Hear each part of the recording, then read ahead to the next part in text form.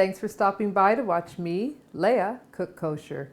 Today I'm going to show you how to make another great Sephardic recipe, a spinach frittata, and a must-know how to make if you're going to entertain anyone from the Sephardic community. So our main ingredient that works as a binder are our eggs. Here we have 9 eggs that I've lightly beaten. They've been checked for blood spots, so totally kosher there. And the spinach frittata, of course, is going to need about 1 pound of fresh spinach. I like to use the baby spinach fresh. You can use frozen if you can't find it. Here we have 2 tablespoons of matzah meal, a cup of Parmesan cheese, a cup of Feta cheese, half a cup of small curd cottage cheese, and a 1/4 cup of milk.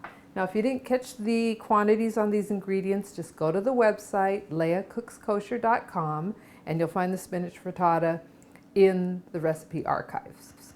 You can see the problem with 1 leek or 1 onion. This is a ginormous onion. So I prefer to either go by weight or actually measure out. So my recipe is either a cup of leek or a cup of onion, or both, because I like them. So let's start by prepping this leek. A leek is growing like this in very, very dirty water. So we want to trim these layers out so we can actually wash it thoroughly and make sure we get all the bugs and dirt. So you can see how dirty that is. So what I'm doing here, because we use just the white part, I'm going to go layer by layer, because leeks, around here anyway, they're pretty expensive. So I want to be sure I can get as much of that leek. And as you get to the middle, that tender part gets higher. So as you can see, I'm doing away with the very darkest green, just so I can get to that tender part. And then I'm cutting off the root end. And I'm going to slice it in half. All right, now again, you see how dirty that is. I'm going to just cut it through. So I'm just going to finish it off. So we're going to pick that up and put it into our clear bowl. And then I'm going to step back to the sink and actually fill this bowl with water, because we want to soak this leek for about 10 minutes. The dirt will sink to the bottom, and then we also need to check for bugs. All right. So now we have our leeks all washed. I can tell right away that's more than a cup. I can also tell right away I'm still using it because I really like leeks. I am now just going to saute the leeks in a little bit of olive oil. Basically with the frittata, we're just adding everything in, okay? So I am going to start by adding this 2 tablespoons of matzah meal.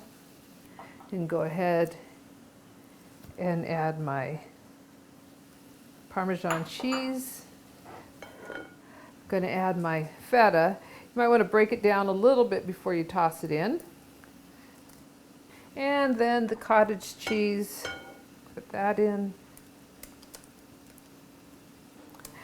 Okay, that was the milk.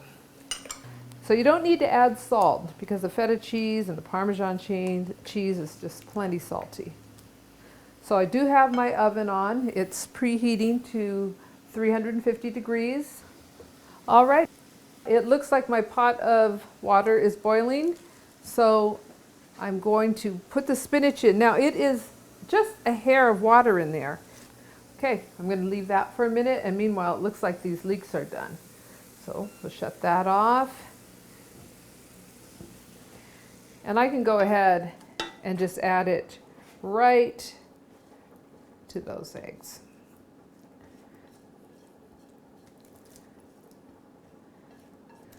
So years ago, Catherine Sharon, my mentor in all things Sephardic. She shared with me how she made her spinach frittata. And then sometime down the line, I guess I had developed my own recipe, and we went down to do a kiddush lunch at her synagogue. And after Shabbos, she called me and she said, "Leah, that's not my recipe." And I said, "No, Catherine, I'm sorry, it's not." She said, "Well, can I have your recipe?" So that's when I knew I had arrived, okay? When the Sephardic cook in Seward Park asked me for my spinach frittata recipe. All right, I hear water boiling away. I'm just going to stir the top layers, the top leaves under. I'm really just trying to get it to wilt. I'm not trying to boil the life out of it because we want the spinach to stay bright and green. So I'm going to take it and I'm going to drain it. Okay, this is very hot, so you're not going to want to push it down with your hands.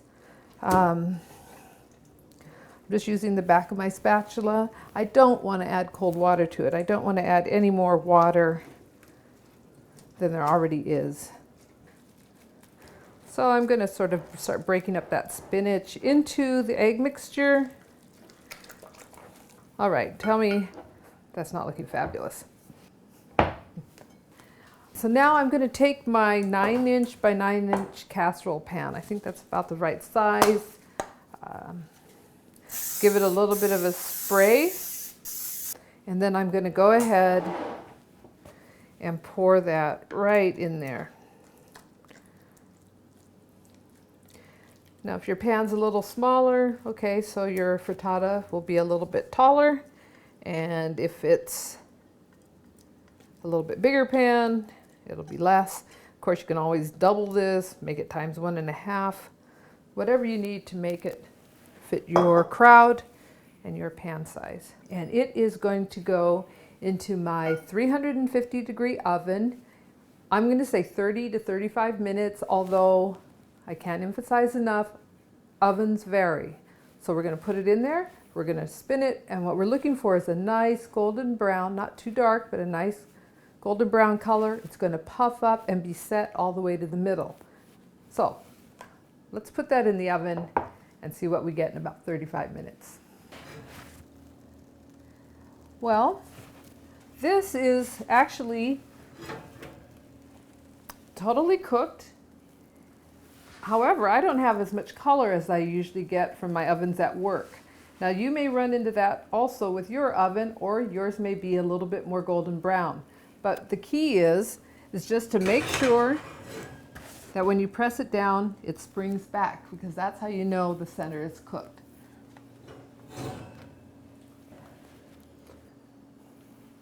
Wow, it's a favorite for a reason.